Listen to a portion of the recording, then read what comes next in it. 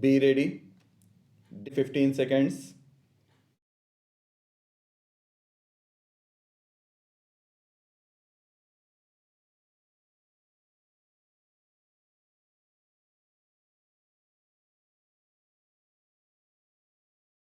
When I am asked to lay the foundation stone of a building meant to house a public utility department, such as the posts and telegraphs, my immediate reaction is to accept such an invitation.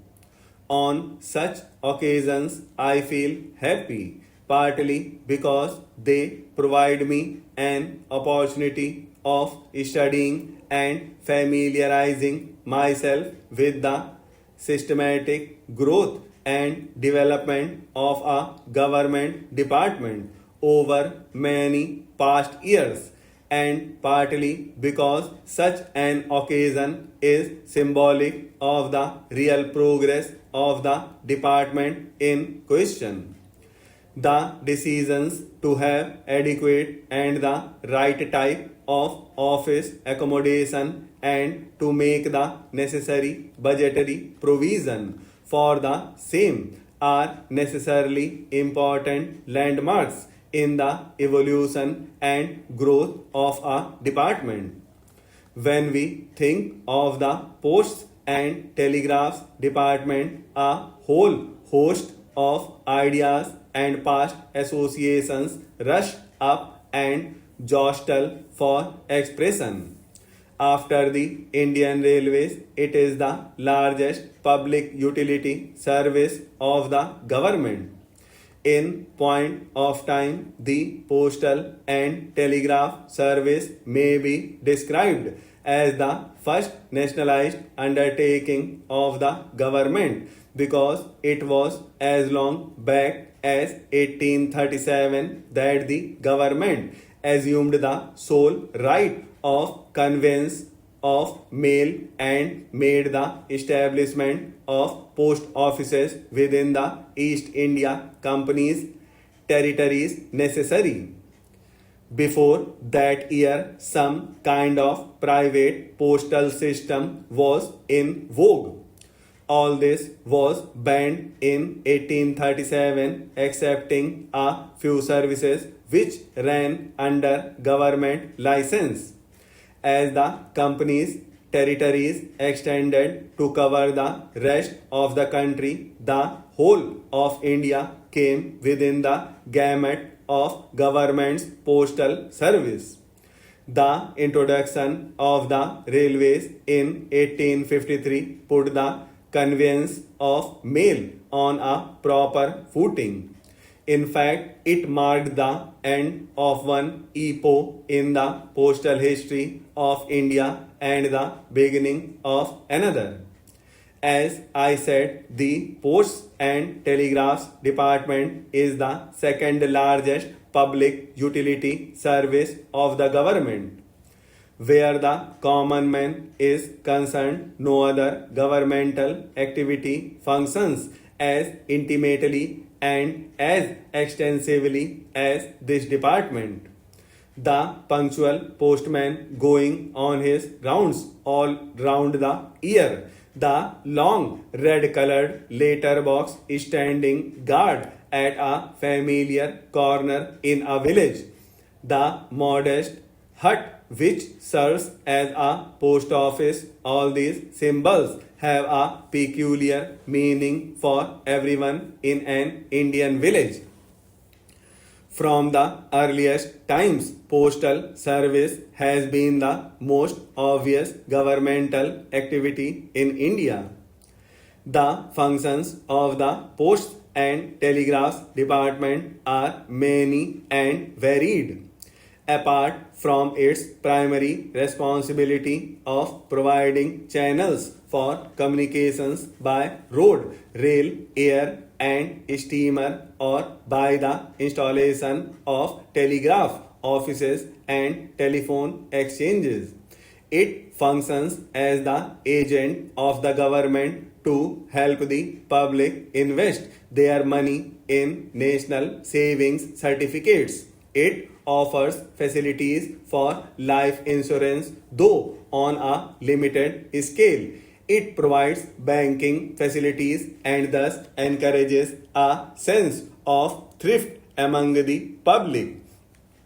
Although conveyance of post was undertaken as a government monopoly in 1837, it was in 1925 that the department was commercialized. Till 1947, the year of our independence, its expansion and progress had been slow, though quite steady. I am glad to say that since independence, the department has taken long strides in its determination to provide each village with proper communication facilities. Over 25,000 post offices have been opened since August 1947 as compared with 20,240 were already in existence in undivided India. This increase in the number of post offices is stupendous as it gives, I believe, an idea of the progress that the Posts and Telegraph Department has made during the last 7 years. At present, every village with a population of 2,000 or more has been provided with a post office. No wonder that the number of letter boxes has also gone up by about 130%. Apart from this quantitative expansion in all directions, a good deal of progress has also been made in reducing the time lag and otherwise improving the general service for the benefit of the public. Whenever an occasion for a general review of national progress during the years of freedom has arisen, I have heard our telecommunication services being mentioned prominently. I would like to congratulate the Ministry of Communications and the P&T Directorate for the amount of goodwill and appreciation they have earned for themselves. The All UP Airmail scheme, constituting as it does a unique landmark in the history of mail communications in India, the institution of mobile post offices in urban areas, the novel Own Your Phone scheme, and the contribution that the Posts and Telegraphs Department has made in popularizing the national language. These are some of the things which have been greatly appreciated by the public. Expansion of the postal and telecommunication services in the rural area is the main item in the 5-year plan. So far as your department is concerned, I am glad to say that well done, boys. Honorable members, we are in the 3rd year of the pandemic caused by coronavirus. In these years, people of India have displayed profound faith in the democratic values, discipline, and sense of responsibility. At a time when India is celebrating the Amrit Mahotsav on the occasion of 75th year of its independence, this will power of every Indian creates immense confidence for India's bright future. With this confidence, I extend my greetings to every Indian from this historic central hall of the Parliament. Addressing both houses of Parliament assembled together today, I salute lakhs of freedom fighters who gave highest priority to their duties and secured the rights of India. I also salute all the great personalities for their contribution in the development journey of our country in these 75 years of independence.